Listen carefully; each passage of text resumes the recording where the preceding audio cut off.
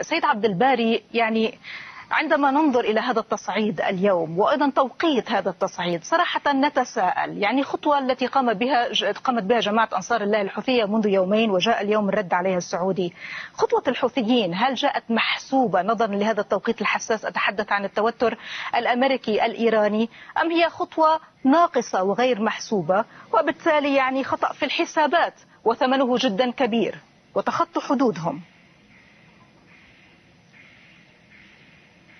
ديما أنا أتفق معك، التوقيت مهم جدا، والتوقيت له علاقة بالتوتر المتصاعد حاليا بين الولايات المتحدة الأمريكية وإيران. يعني الحوثيون، يعني اتفقنا أو اختلفنا، هم يعني حلفاء لصيقين بالدولة الإيرانية، مثلما أنه هناك أيضا يمنيون يعني يتحالفون علنا مع المملكة العربية السعودية والتحالف العربي الذي يضم الإمارات أيضا. فأنا لا أعتقد أن هناك أي عيب إذا كان الحوثيون يعني يتعاونون مع إيران، وإذا كان هناك يمنيون آخرون يعني يقفون مع التحالف السعودي الإماراتي. بس نقطة أخرى يعني أريد أن أعلق على ما تفضل به الدكتور عاطف عبد الجواد. يعني هو قال بأن هذه الضربات هي رد يعني على الضربات السعودية، هي رد على قصف الحوثيين لأهداف نفطية سعودية.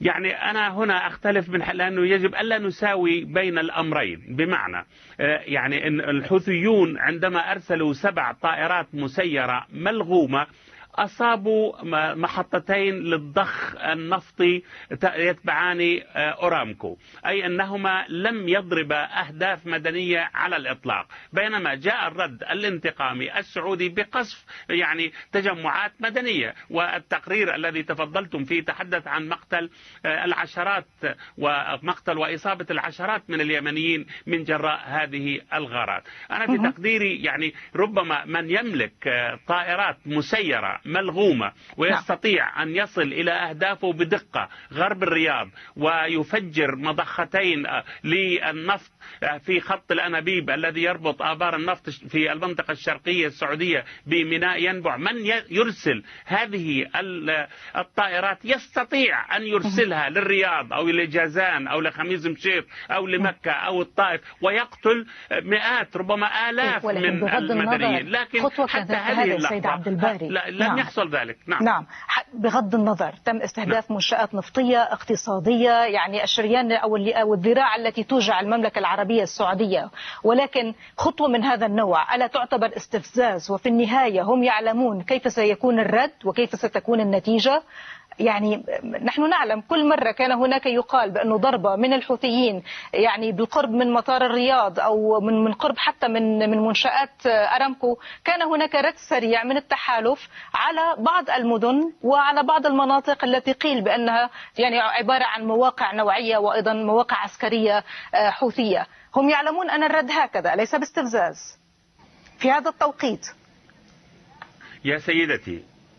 يا سيدتي، أولا هذه ليست الضربة الأولى من قبل الحوثيين، هذه وهي ليست أيضا الغارة الأولى من قبل التحالف العربي السعودي الإماراتي على اليمن. هذه حرب أكملت 4 سنوات وداخلة في العام الخامس. هناك حرب، في هذه حرب. لكن أنا ما أردت أن أقول بأن الحوثيين ضربوا أهداف اقتصادية ولم يضربوا أهداف مدنية، بينما رد التحالف ضرب أهداف مدنية. وهنا الخلاف الكبير حول هذه المسألة.